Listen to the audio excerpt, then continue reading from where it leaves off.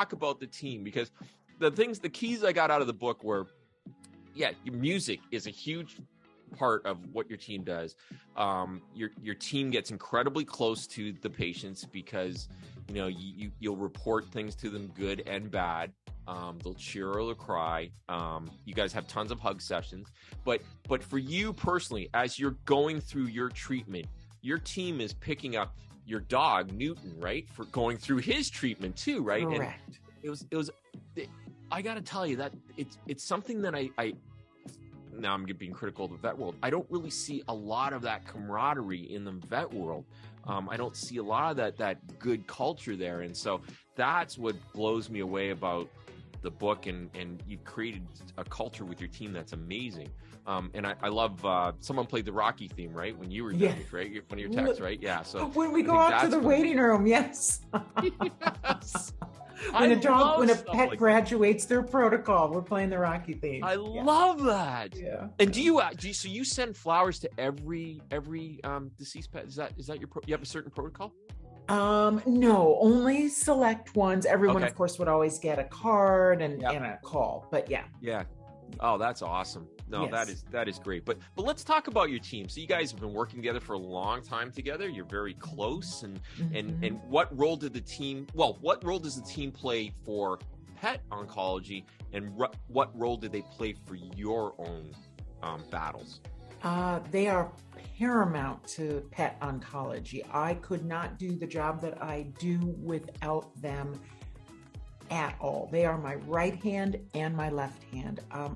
Again, going back to that whole knowledge is power, I firmly believe that the more they know, the more they learn, the more I initially train them, the better that they can serve then our clients and the pets. Yes, and it's something that I would trust them implicitly. Wow. Yeah, and they know that I always have their back, and in turn, I know that they have my back.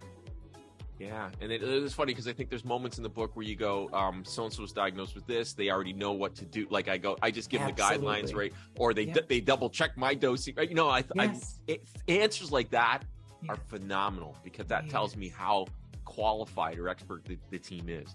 Yeah, that's phenomenal. Yeah, we call it checks and balances. Is kind of like. Yeah. That's great. That is great.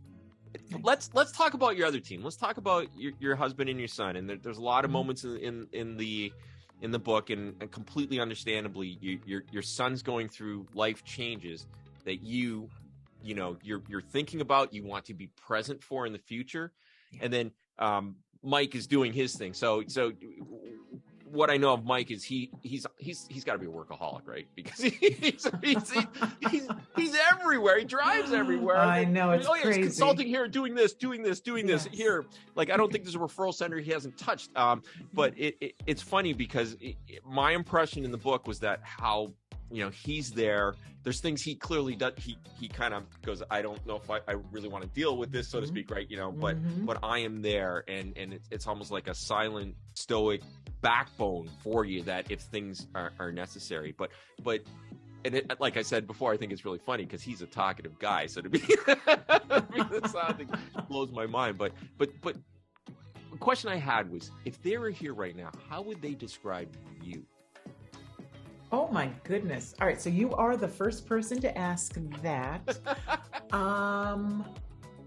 I would say that Mike, my husband, would say that he really wouldn't use this word, but he would mean this, that I was very diligent, right? That I'm all in, that I'm not a perfectionist, but I always want to do things to the best degree that I can. He would say that my patients and my coworkers really, for the most part, loved me. He would say probably the one main adjective that he would use, as simple as it is that I'm nice. So I think that's how he would describe it. How about your son? My son would say, because he has voiced this to me, okay, that from his vantage point, that whatever, and this is not true, people, as you listen, but whatever I do it really well. So many people, want to write a book. I've learned that only 8% of the people that say they want to write a book ever write a book, let alone, get it published at one of the major publishing houses, etc. And what I try to then pivot to say, well, it's a lot of hard work, right? This doesn't just come easily or naturally. It's because I'm really just passionate about everything. Peter would say that I'm funny, and that I'm smart, I guess. Yeah. Hopefully he wouldn't say.